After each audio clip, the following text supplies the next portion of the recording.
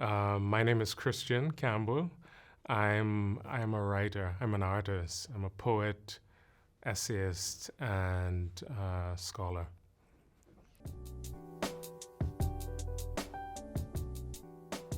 For poets, of course, it's a little easier, but I think I would want those are big artist sketch pads and a pen, and I'm good to go.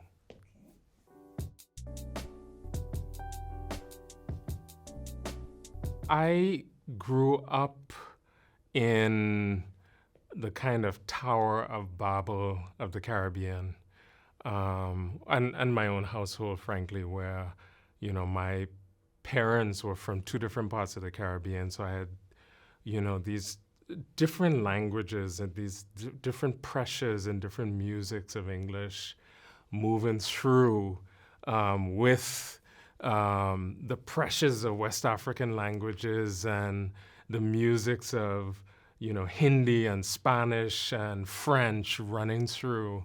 So I've, just always been fascinated with language and also with sound in particular.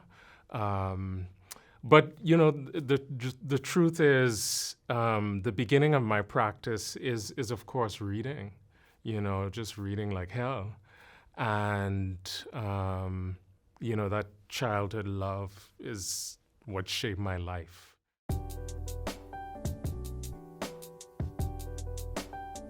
But I also think of poetry as the art of embodiment, and I think that poems hold and move with contradiction the way the body does.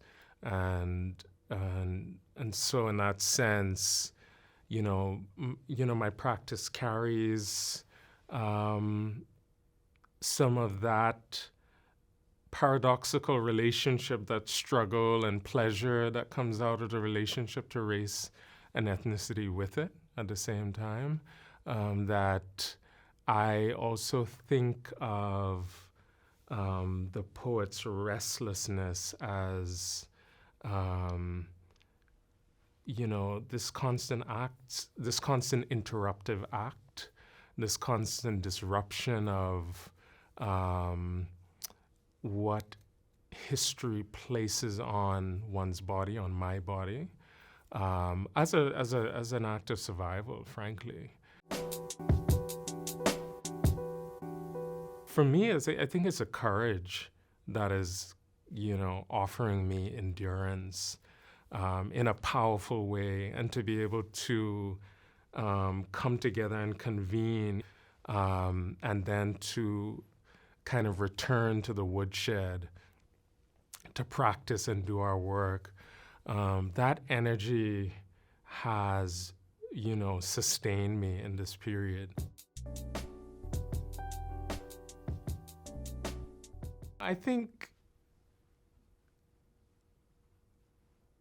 I'm very careful around this question about the role of art in challenging times, in the sense that I think sometimes it can be overblown in a way that puts an unfair kind of social pressure on making, but at the same time, it does play an important role in giving a space beyond the civic and beyond the media and official discourse and the space of the verifiable, to ask different questions and to challenge the kind of imposed boundaries of history and of politics, to think about how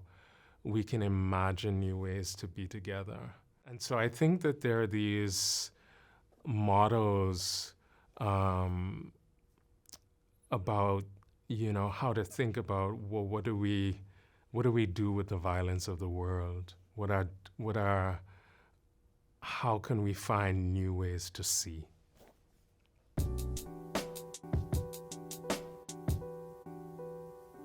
My wish for the world might be, to ask us all to go beyond the boundary and what that can mean for everybody's individual lives, to think beyond their limits.